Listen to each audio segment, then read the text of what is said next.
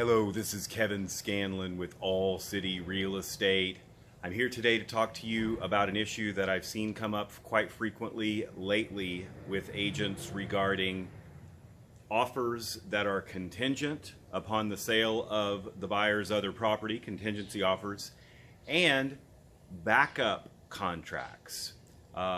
Oftentimes these two things are interrelated, and we'll talk about that here in a moment. First of all, let me reiterate, as you probably know, here at All City Real Estate, we are believers in a collaborative agent world, a world where information and knowledge can cross over broker boundaries such that we're all better agents. We're all that fiduciary to our clients at the highest possible level. That's why we make these videos, to help you guys out. So listen, here's the bottom line. When a listing agent receives an offer from that buyer's agent that is contingent upon the sale of the buyer's existing property, the addendum is called the addendum for property for sale by buyer. And oftentimes there are a couple of mistakes that I see made on this. First of all, the most common mistake that I see is that the buyer's agent underestimates realistically how long it's going to take to get that other property under contract and closed. So here's an example of one that I just saw, a 45-day contingency. 45 days. Is the buyer's current property already on the market? No.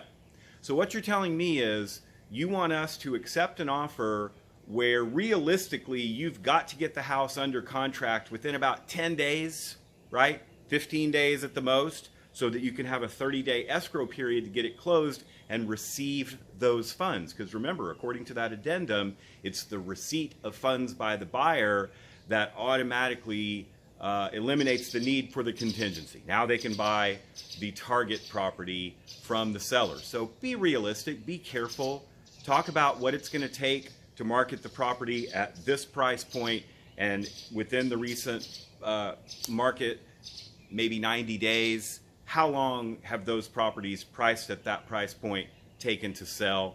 Go 30, 40 days out from that to get a realistic contingency period.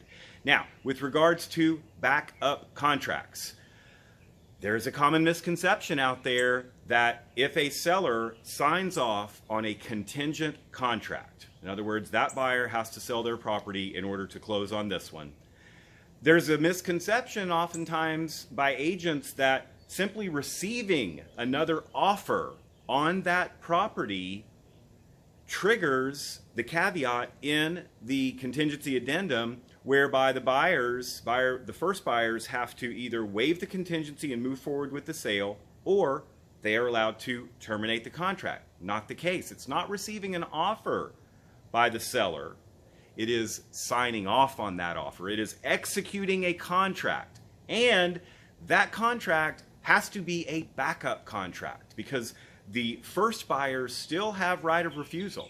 They can waive their contingency and move forward with the sale. So the second one that comes in has to have a backup addendum attached to it, and it has to be a signed and executed contract in order to trigger that buyer choice of either you have to waive the contingency and move forward with the sale or terminate. And another common misconception that I dealt with just a few days ago is I had an agent call me up and say, Kevin, I've got a listing of mine that's under contract, and we had multiple offers, and we've got 3 agents wanting to submit backup contracts, backup offers.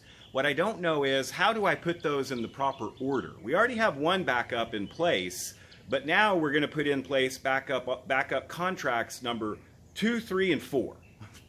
Can't do it, all right?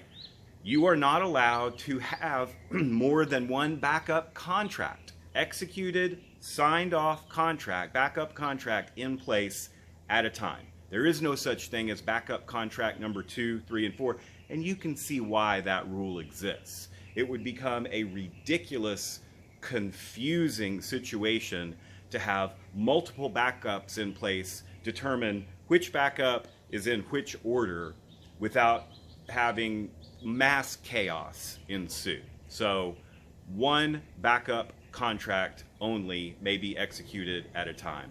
Listen, these things are all very confusing, but we have to be masters of our domain. We have to be that fiduciary for our clients at the highest level, which means understanding the layers and the nuances of all of these contracts and addenda.